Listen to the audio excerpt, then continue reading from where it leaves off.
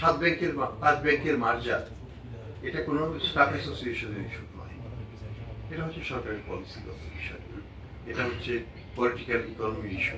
৭৬ লক্ষ ডিপোজিটরের স্বার্থ রক্ষা, তাদেরকে উদ্ধার করার জন্যই এই প্রক্রিয়া। গত ২ বছর ধরে তারা টাকা পাচ্ছিল না, তার টাকা পাওয়ার কোনো সম্ভাবনাই ছিল না। এখানে সরকার থেকে ২০,০০০ কোটি টাকা দেওয়া হয়েছে, বাংলাদেশ ব্যাংকের ফান্ড থেকে, যেটাকে আমরা বলি ডিপোজিট ইন্স্যুরেন্স ফান্ড, সেখান থেকে ১২,০০০ কোটি টাকা দেওয়া হয়েছে। ৩২,০০০ কোটি টাকা দিয়ে আমরা আস্তে আস্তে তাদেরকে টাকা শোধ করছি। একবারে সম্ভব নয় তাদের টাকা শোধ করার ব্যাপারে। এটাকে ইনভেস্টিগেশন করে বলা হচ্ছে যে কিছু ব্যাংক, যেমন এক্সিম ব্যাংক বা এসআইবি, এটা কি ভালো ছিল। এক্সিম ব্যাংকের কথাই যদি ধরি, ৯,৫০০ কোটি টাকা আমরা তাদেরকে লিকুইডিটি সাপোর্ট দিয়েছিলাম, যেটা নতুন বোর্ড যেটা করা হয়েছিল, তারা এটাকে রক্ষা করতে পারেনি, কিছুই করতে পারেনি। ৯,৫০০ কোটি টাকা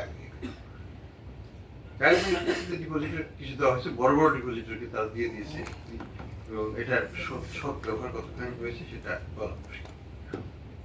পরবর্তীতে এক্সপোর্টারদের জন্য আর এক্সিম ব্যাংকের জন্য আমরা আরো প্রথমে ১,০০০ কোটি টাকা দিলাম গত বছর, তারপরে ৮৭৬ কোটি টাকা মনে হয় দেওয়া হলো এক্সপোর্টারদের জন্য।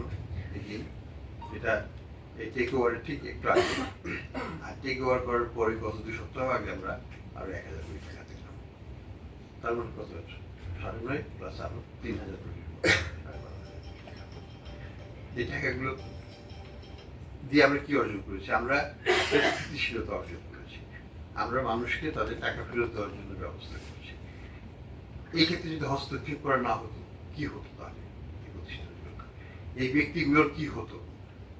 এটা কি আমরা ভেবে দেখেছি? এই ৭৬ লক্ষ পরিবার ৪ দিয়ে ৫ দিয়ে যদি মাল্টিপ্লাই করি, ৩.৫ কোটি লোকের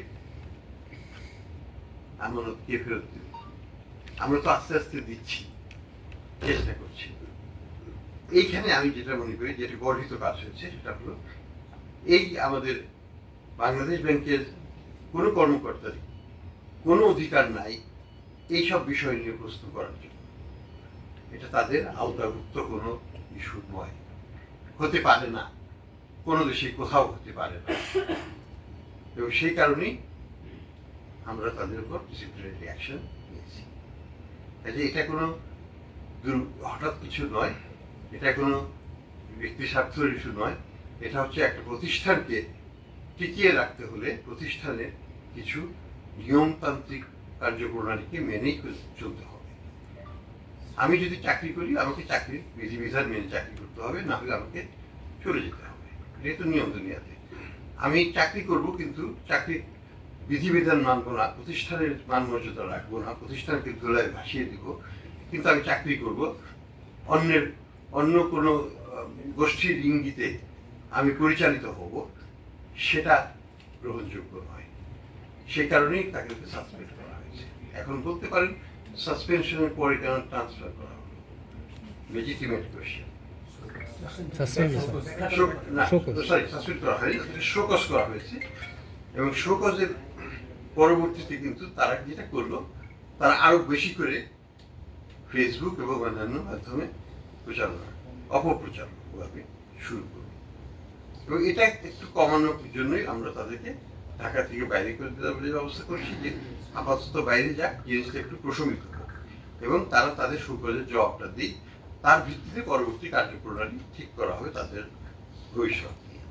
তো এই জিনিসগুলো এই অবস্থাতেই আছে, এর বাইরে আমার তেমন কিছু বলার নেই। আমি মনে করি বাংলাদেশ ব্যাংকে যেই থাকুক না কেন, গভর্নর হিসাবে বা পরিচালক হিসাবে, তাদেরকে সবসময় স্টাফ ডিসিপ্লিনের উপর নজর দিতে হবে।